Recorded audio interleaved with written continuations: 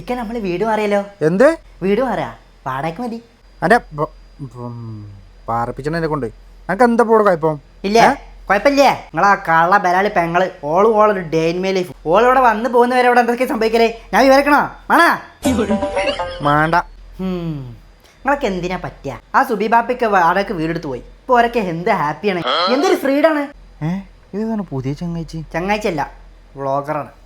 എന്റെ പൊന്നാര മൂസിനെ കണ്ട വ്ളോഗ് കണ്ട് എന്നോട് അതും ഇതും പറയാൻ വന്നിട്ടല്ലോ എന്റെ മണ്ടക്ക് കിട്ടും. എന്നാ കുട്ടി ഞാൻ അന്തം വെക്കല. എനിക്ക് റിയൽ എന്താണ് അതല്ലേ ആദ്യം ചിന്തിക്കേണ്ടതേ പോത്തെ.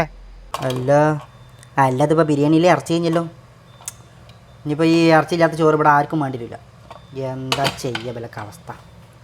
ഉച്ചക്ക് എത്ര ഇറച്ചി ഇട്ട് കൊടുക്കണ്ടില്ലേ എൻ്റെ? പക്ഷേ ഒരു കാര്യം ചെയ്താലോ, ഐഡിയ ഉണ്ട്. നബീസുവാ, നോക്കി ഫുഡ് കഴിച്ചണി? ഇല്ല. കുറച്ച് ബിരിയാണി റൈസ് ഉണ്ട്, വേണോ? ആയിക്കോട്ടെ കൊണ്ടേ. അൽഫാമോ എന്തെങ്കിലുമൊക്കെ ഓർഡർ ചെയ്തോളാം, നല്ല ടേസ്റ്റ് ആയിക്കാരം. കൊണ്ടേ, അല്ലെങ്കിൽ ഞാൻ അങ്ങോട്ട് ആരെങ്കിലും വിടണം. ആയിക്കോട്ടെ, എന്നാ ഞാനേ മുത്തുവിൻ്റെ അടുത്ത് കൊടുത്തുവിടാം ട്ടാ. ആയിക്കോട്ടെ. This is business. നിങ്ങളെ ഭർത്താവിനെ എന്താണ് വിളിക്കാറ്? മൂപ്പരെ ഞാൻ ഓക്കെ. ഹസ്ബൻഡിന്റെ പേരെന്താണ്? ഇത്താ പറഞ്ഞ പോലെ മൂപ്പരെ ഞാനിപ്പോൾ എന്താ വിളിച്ചു? ഓക്കെ. ഇത്ത ഹസ്ബൻഡിനെ എന്തൊക്കെയാണ് വിളിക്കാറ് അത് പറ.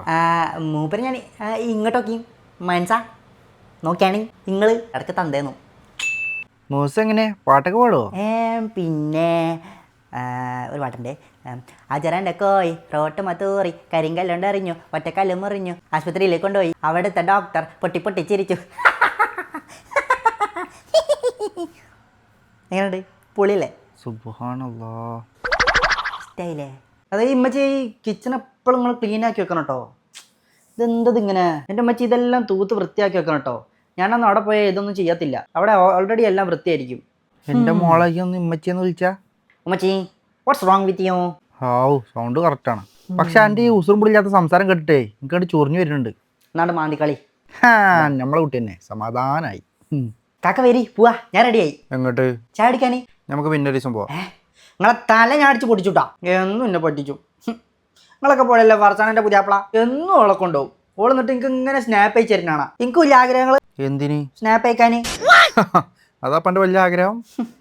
എനിക്ക് മനസ്സിലായി നിങ്ങൾ അടവൊക്കെ. നിങ്ങൾക്ക് ചങ്ങായിമാരെ കൂടെ പോകാനാണ്. അതാണ് നിങ്ങൾ എന്നെ ഒഴിവാക്കണത്. എനിക്ക് മനസ്സിലാക്കണം. ഒരു മട്ടെങ്കിലും ഞാൻ മരിച്ചതിന് മുന്നേ എന്നെ ഒന്ന് കൊണ്ടുപോകണം കേട്ടോ. എനിക്ക് അത്രേ പറയാനുള്ളൂ.